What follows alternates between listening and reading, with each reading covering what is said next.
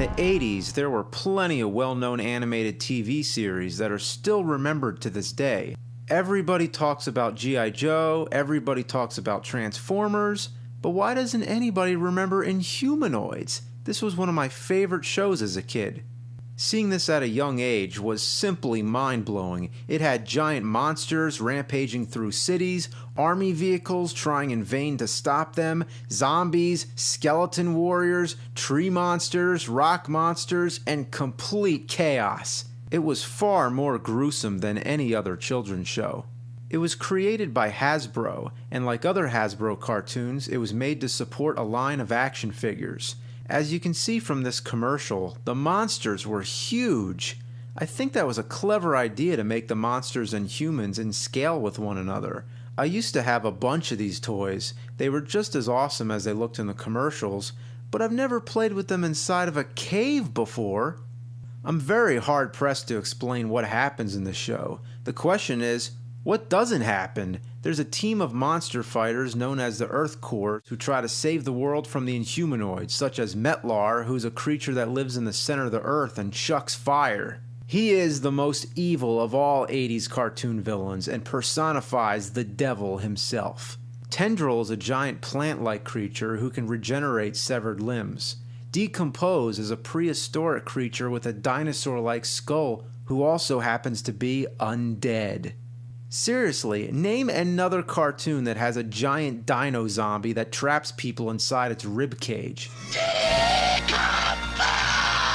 And yes, that is the voice of Chris Latta, who also did the voice for Starscream and Cobra Commander.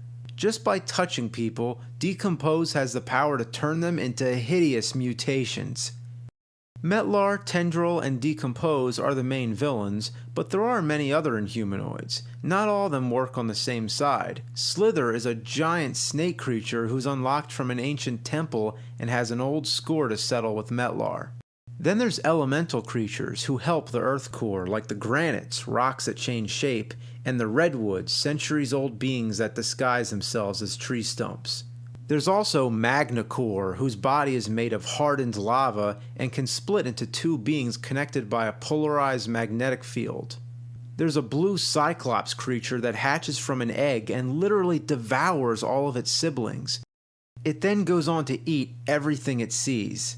What I found most repulsive about this thing is that it happens to have a transparent stomach, so you can actually see its victims being ingested. When I was a kid, I thought this was absolutely disgusting. Then it barfs him out. Yuck!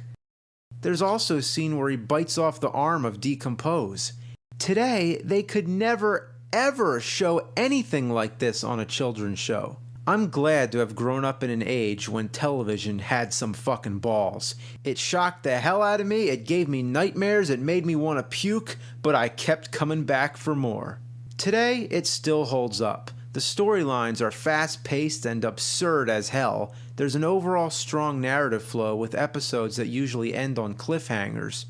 The animation quality is on par with other 80s cartoons, characterized by split screens, cool perspectives, heavy shadows, and apocalyptic scenery with demonic visuals that convey an all-embracing sense of doom. But it was too awesome for its own good. There were only 13 episodes, and not many people seem to know about it. Why didn't this show receive the same level of fanfare as Transformers and G.I. Joe? Why was it buried with the 80s and left for dead? Well, maybe that's for the best.